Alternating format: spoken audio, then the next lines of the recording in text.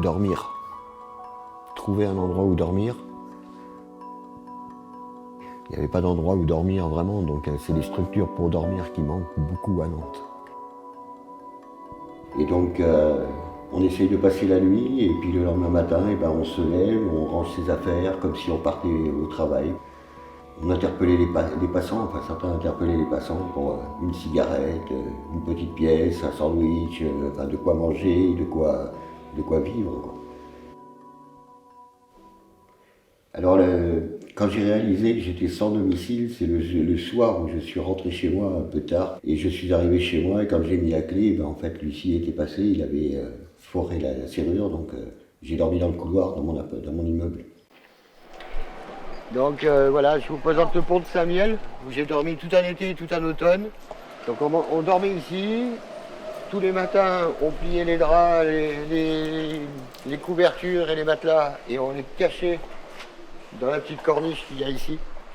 On les ficelait et tout, et on les coinçait là-dedans. Parce que comme ça on était sûr que personne, et surtout pas la municipale, passait et puis passerait et nous enlèverait. Les gens passent avec leur téléphone, ils sont plus occupés par leur téléphone ou leur emploi du temps. Donc on croise certains regards parce qu'ils tournent la tête au mauvais moment, presque par hasard. Il y en avait beaucoup, certains te regardaient régulièrement. Et quelque temps après, quand ils te regardaient, ils te faisaient un léger sourire, un petit rictus sur le côté, juste pour te dire, voilà, je te vois, j'ai compris que tu étais dans la galère, quoi. Et ils disent, je suis désolé. Et la réponse qu'ils ont de 90% des gens de la rue, c'est, ne soyez pas désolés, c'est l'État qui est désolant. Comment on fait pour garder le moral? On se dit que la journée va être belle. Moi, quand j'étais dans la rue, pour garder le moral, c'est que je fais des mots croisés, et ça me permettait de tenir intellectuellement, de pas sombrer. J'ai l'habitude d'avoir ce genre de mots croisés. Et c'est un mot croisé qui est sur un magazine avec le journal et qui ne sort que toutes les semaines. Donc pendant toute la semaine, j'avais ce mot croisé. Comme ils sont hyper durs, il faut chercher, donc il faut faire travailler l'intellect et trouver les solutions. Donc on peut passer ça, et ici, je vous présente notre salle à manger. Donc le premier soir où on est arrivé, on avait plein de saucisses, de merguez, de trucs comme ça, et Tata me dit, on va faire un barbecue, j'ai vu les cagettes pas loin, il y a un petit spar là qui est juste au-dessus. Du coup il est allé chercher les cagettes, on a allumé le feu, on a commencé à mettre des bouteilles pour éviter tout problème, parce qu'il y avait quand même ça au-dessus. Comment j'ai remonté la pente? Alors, et en septembre 2018, on a perdu un coloc qui s'appelle Antoine, qui est mort d'une overdose. Et là, à nouveau, j'ai eu une descente, quoi. J'ai fait une dépression. Je ne le sentais même pas arriver, quoi. C'était au fond de moi. Je sentais que j'étais pas bien. Je savais plus quoi faire. Et puis, j'ai traversé Nantes et je me dirigeais vers le pont Anne-de-Bretagne pour me foutre dans la Loire. Et là, il y a quelqu'un qui a frappé sur mon épaule, qui m'a tapé sur l'épaule. Et c'était à nouveau Loïc.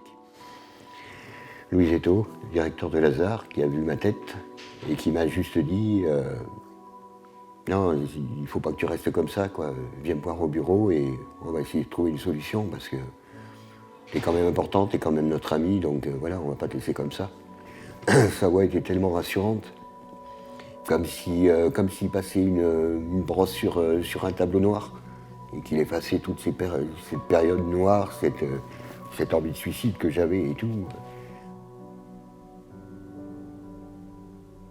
Alors si vous devez, parce que c'est comme on dit régulièrement, ça peut arriver à tout le monde, qu'on soit en haut de l'échelle ou au milieu de l'échelle ou en période un peu de doute et tout, et voilà, on peut se retrouver du jour au lendemain dehors sans abri, sans rien du tout.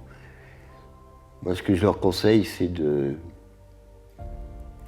d'aller dans des associations, quelle que soit la ville où ils sont, d'écouter les bénévoles.